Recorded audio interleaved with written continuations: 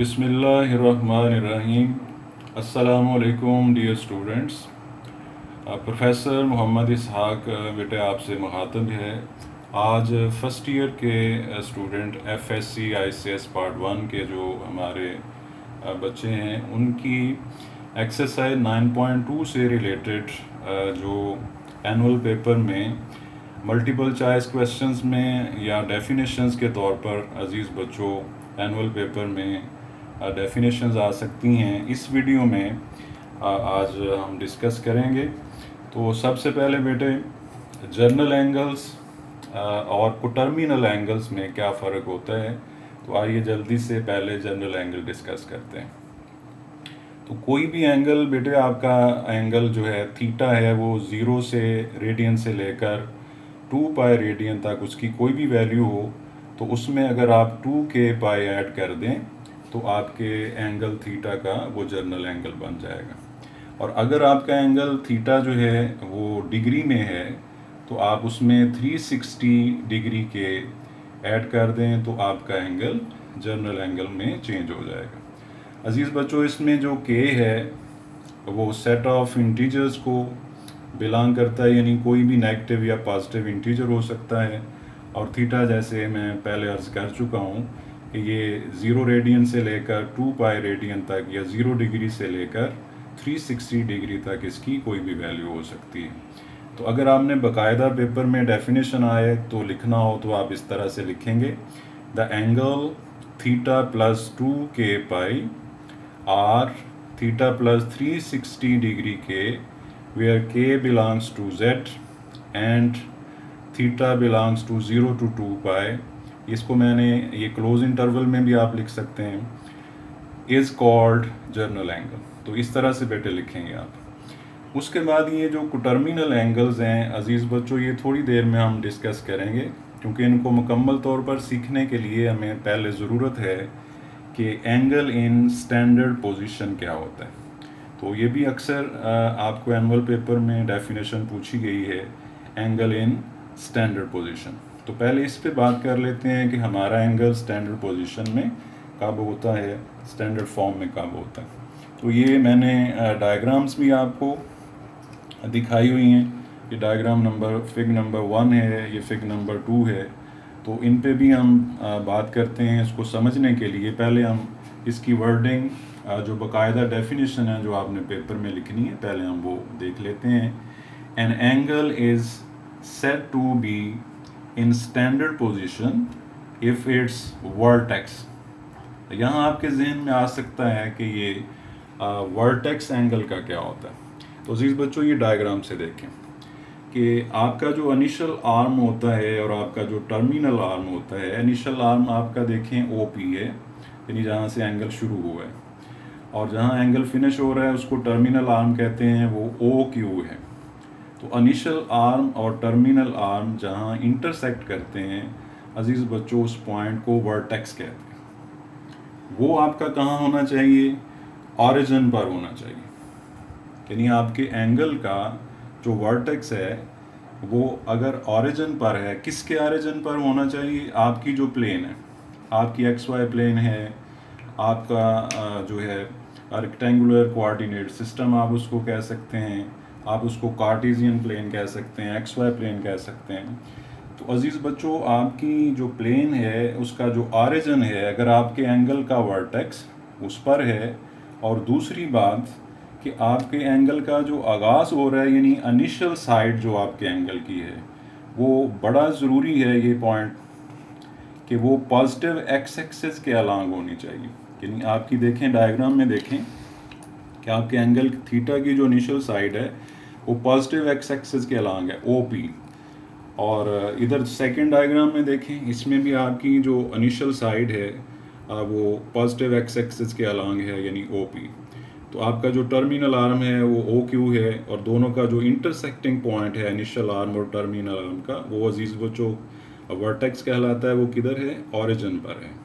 तो दोबारा देखिए कि कोई एंगल जो है स्टैंडर्ड पोजीशन में उस वक्त कहलाता है जब उसका वर्टेक्स, जिसको आपने सीख लिया है कि वर्टेक्स क्या होता है, lie at origin of your plane जो भी आपकी प्लेन है, रेक्टेंगुलर कोऑर्डिनेट प्लेन है, एक्स वाई प्लेन है, एंड इट्स इनिशियल साइड, यानी एंगल की जो इनिशियल साइड है जहाँ से एंगल शुरू हुआ है वो पॉजिटिव एक्स एक्सिस से शुरू होना चाहिए। तो उम्मीद है अजीज़ बच्चों ये आपको जनरल एंगल और angle in standard form clear होगा और क्लियर हो चुका होगा इंशाल्लाह। तो अब आज हम डिस्कस करते हैं कि टर्मिनल एंगल्स किसी एंगल के कौन से एंगल होते हैं।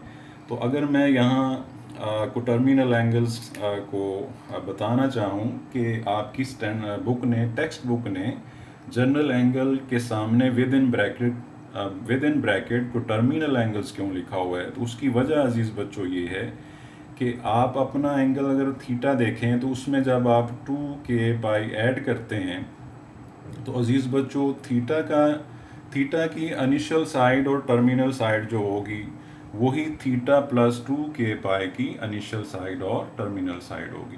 तो आप कह सकते हैं कि जनरल एंगल्स किसी एंगल के जो होते हैं वो उस एंगल के साथ कोटर्मिनल होते हैं। इसी वजह से आपकी टेक्स्ट बुक ने जनरल एंगल के सामने with in bracket coterminal angles भी लिखा हुआ है। तो आइए कोटर्मिनल एंगल्स क्या होते हैं उनको मुकम्मल सीखने के लिए हम उनकी पहले डेफिनेशन देखते हैं। तो अजीज़ बच्चों ये डेफिनेशन जो है कोटर्मिनल एंगल्स की ये मैंने अपनी हैंड राइटिंग में लिखी है। आइए इसको पहले देखते हैं। कोटर्मिनल एंगल्स अजीज़ बच्चों ऐसे एंगल्स होते हैं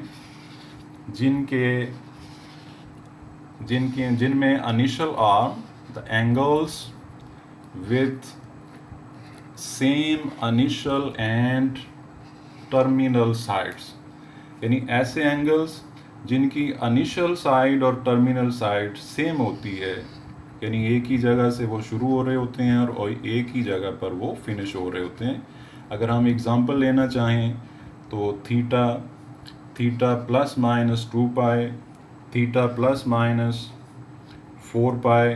अगर आप इसको पीछे हम जनरल एंगल की डेफिनेशन पढ़ के आए हैं तो आप इसको जनरलाइज भी कर सकते हैं, यानी थीटा प्लस 2k पाई भी आप इसमें लिख सकते हैं, जनरल फॉर्म भी लिख सकते हैं। ये सारे एंगल जो हैं अगर आपका थीटा जो है ये कंडीशन है वो 0 रेडियन से लेकर 2 पाई रेडियन तक है या 0 डिग्री से लेकर 360 डिग्री तक कोई भी थीटा की वैल्यू है, तो अजीज़ बच्चों ऐसे एंगल जिनका इनिशियल और टर्मिनल आर्म सेम हो उनको कोटर्मिनल एंगल्स कहते हैं। ये चंद एग्जांपल हैं कि थीटा प्लस 2 पाई या थीटा माइनस 2 पाई, थीटा प्लस 4 पाई या थीटा माइनस 4 पाई, ये सारे एंगल जो हैं ये थीटा के साथ कोटर्मिनल्स हैं। अब इसमें बेटे मैंने थोड़ा सा इसको मज़ीद एक्सप्लेन करने के लिए इसके जो दो वे हैं पॉसिबल, जो इसके वे हो सकते हैं वो आपके सामने लिखे हैं। अगर आपकी जो रोटेशंस हैं, यानी आप जिसको रेवोल्यूशंस भी कहते हैं, अगर आपकी रोटेशंस एंटी क्लॉकवाइज हैं तो फिर अजीज़ बच्चों जो थीटा के साथ कोटर्मिनल एंगल्स होंगे वो कुछ इस तरह से होंगे, यानी थीटा प्लस 2 पाई एक कंप्लीट रोटेशन के बाद जो एंगल होगा, और थीटा प्लस 4 पाई 2 मुकम्मल कंप्लीट रोटेशन के बाद एंगल होगा। ये इसको फिर मैंने जनरलाइज कर दिया है, जनरल फॉर्म लिख दी है। जो अभी थोड़ी देर पहले आपने जनरल एंगल पढ़ा और मैंने कहा है कि थीटा का जो जनरल एंगल होता है वो थीटा के साथ कोटर्मिनल होता है। इसमें अजीज़ बच्चों जो के है वो पॉजिटिव इंटीजर होगा। इसकी ये मज़ीद जो है इसको समझने के लिए हमने ये डायग्राम बनाई है कि सबसे पहले अजीज़ बच्चों देखें कि ये थीटा को ड्रॉ किया है और इसका इनिशियल आर्म जो है वो OP है और टर्मिनल आर्म जो इसका है ये OQ है। ये थीटा है हमारा, तो ये स्टैंडर्ड पोजीशन में है। इसी तरह अगर आप इसको सेकंड को देखें, ये सेकंड एंगल को देखें, तो इसमें आपने एक मुकम्मल रोटेशन के बाद जो है एंगल आपका जो है 2 पाई एक मुकम्मल रोटेशन है। OP इसकी इनिशियल आर्म, इसका भी OP है, इसका भी OP है, इसका टर्मिनल आर्म OQ है, इसका भी टर्मिनल आर्म OQ है। तो ये x axis positive x axis से शुरू हुआ है, ये मुकम्मल एक रोटेशन यहाँ दोबारा पॉजिटिव एक्स एक्सिस पे ख़त्म हो रही है इधर, और उसके आगे अगर आप देखें तो ये थीटा जो है वो मज़ीद उसमें ऐड किया गया।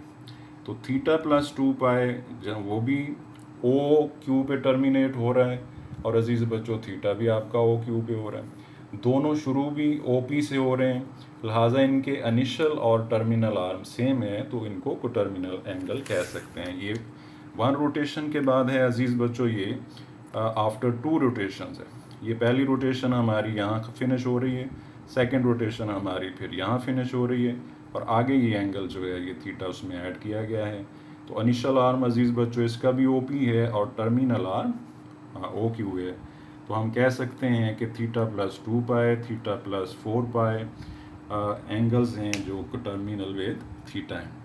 अगर हमारी रोटेशन अजीज़ बच्चों क्लॉकवाइज है, यानी हम क्लॉकवाइज जो है वो रोटेट कर रहे हैं, हमारी रोटेशन क्लॉकवाइज है, तो फिर जो थीटा के साथ को टर्मिनल एंगल्स होंगे वो कुछ इस तरह से होंगे।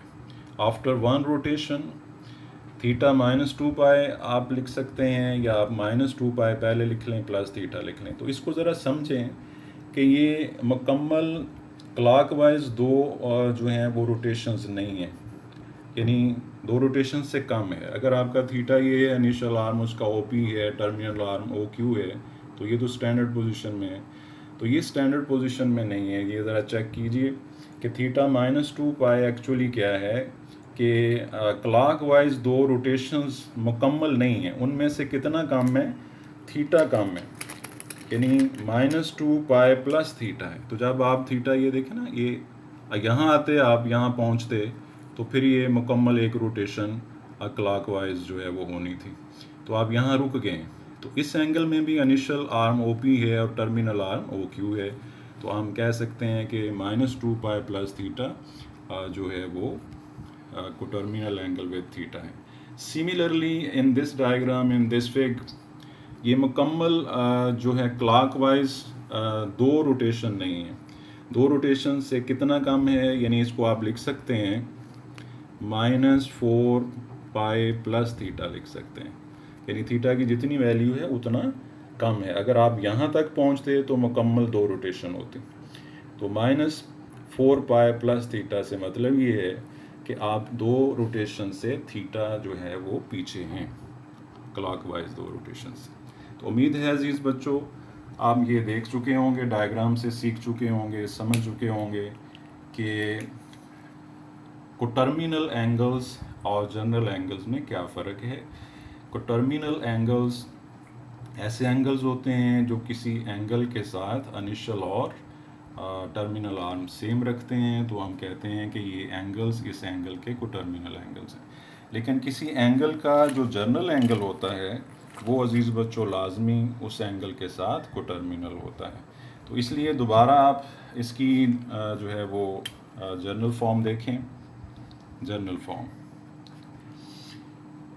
In general if theta is in degree, जो हम पहले डिस्कस कर चुके हैं, हम दोबारा इसको फिर डिस्कस कर रहे हैं कि अगर आपका एंगल डिग्री में होगा तो थीटा प्लस 360 डिग्री के जेड को बिलोंग कर रहा है, वो एक ऐसा एंगल होगा जो कोटर्मिनल विद थीटा होगा, जो मैं ऑलरेडी आपको जनरल एंगल की डेफिनेशन में बता चुका हूँ।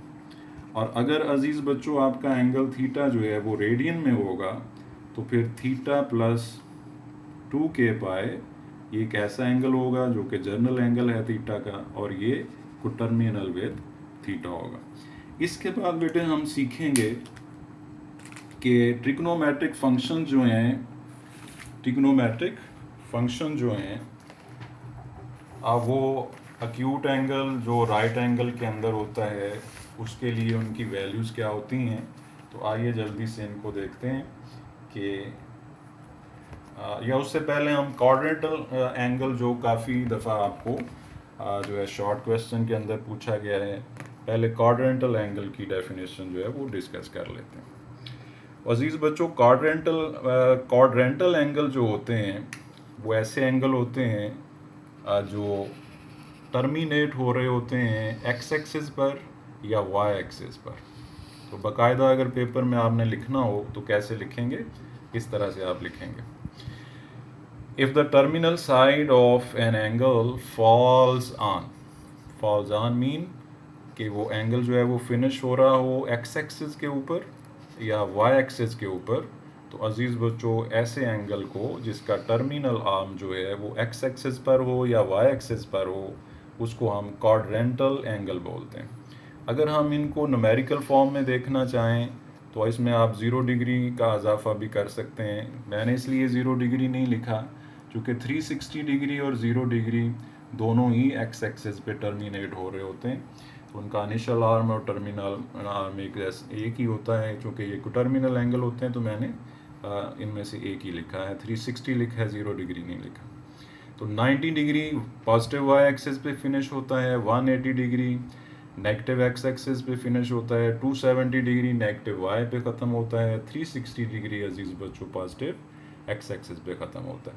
तो ऐसे एंगल जो टर्मिनेट हो रहे हों एक्स एक्सिस पर या वाई एक्सिस पर, अजीज़ बच्चों उनको टर्मिनल एंगल क्वाड्रेंटल एंगल्स कहते हैं। उम्मीद है कि आपको क्वाड्रेंटल एंगल की समझ आ गई होगी। अब हम सीखना चाहते हैं, जो आप मैट्रिक में भी सीख चुके हैं, कि ट्रिग्नोमेट्रिक फंक्शन जो हैं उनकी वैल्यूज़ अक्यूट एंगल के लिए राइट ट्रायंगल में हम किस तरह से फाइंड करते हैं।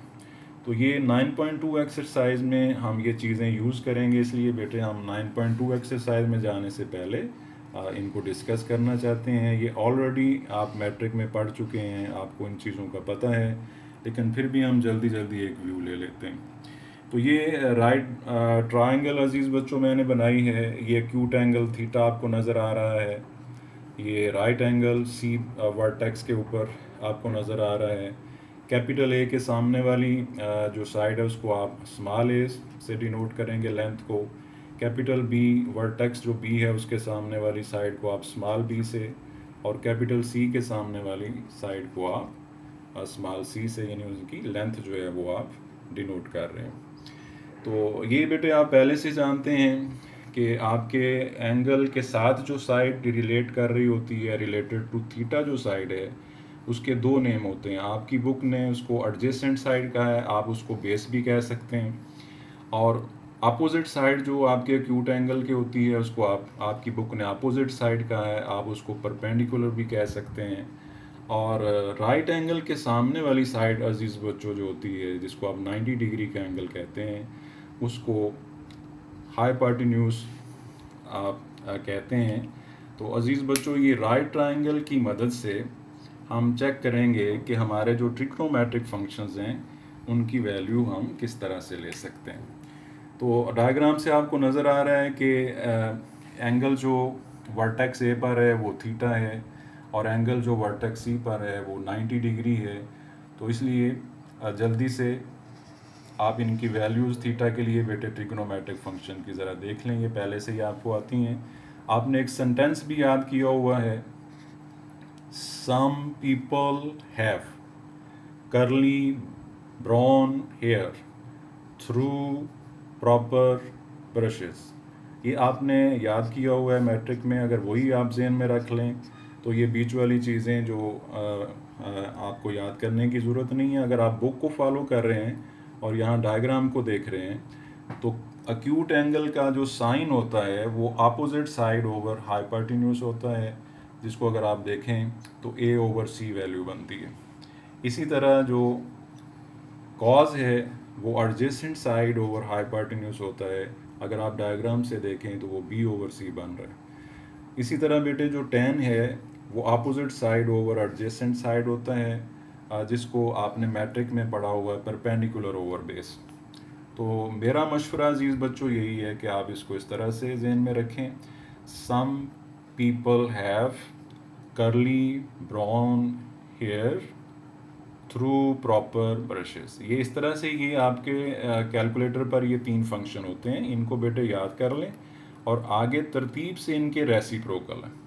ये जो कोसेक है जिसको आप कोसेकेंट कहते हैं, ये साइन का रेसिप्रोकल है। अगर ये परपेंडिकुलर ओवर हाइपोटेन्यूज है तो ये हाइपोटेन्यूज ओवर परपेंडिकुलर होता है। इसको डायग्राम से आप देखें तो ये सी ओवर ए होगा। ये सेक जो है ये अज़ीज़ बच्चों काज का रेसिप्रोकल, अगर आप ये एरो देखें तो मैंने ये एरो लगाए हुए हैं कि फर्स्ट का रेसिप्रोकल जो है वो कोसेक है, सेकंड का रेसिप्रोकल जो है वो सेक है। तो अज़ीज़ बच्चों अगर वो बेस ओवर हाइपोटेन्यूज है तो ये हाइपोटेन्यूज ओवर बेस होगा। इसी तरह टेन का जो रेसिप्रोकल है वो कॉट है। अगर टेन जो है वो परपेंडिकुलर और बेस है तो ये बेस ओवर परपेंडिकुलर होगा। अज़ीज़ बच्चों ये भी आपने एमसीक्यू के लिए ज़हन में रखने हैं कि कोसेक जो है 1 ओवर साइन होता है, सेक जो है ये 1 ओवर कॉज होता है, और कॉट जो है ये 1/10 होता है। तो ये अगर आपने अच्छे तरीके से ज़हन में रख लिए तो इंशाल्लाह 9.2 के जो एक्सरसाइज के क्वेश्चंस हैं वो हम आसानी से सीख सकेंगे। उम्मीद है अज़ीज़ बच्चों ये बातें जो आज हमने डिस्कस की हैं ये आपके एमसीक्यू और शॉर्ट क्वेश्चन में आ सकती हैं, तो ये आपको अच्छे तरीके से समझ आ गई होंगी। इनकी प्रैक्टिस करनी है, इनको अच्छे तरीके से देखना है, याद करना है, रजिस्टर पे लिखना है, ताकि 9.2 एक्सरसाइज कल हम जब नई वीडियो में शुरू करें तो आपको प्रॉपर उसकी समझ आ सके। ढेर सारी दुआओं के साथ अल्लाह हाफिज़।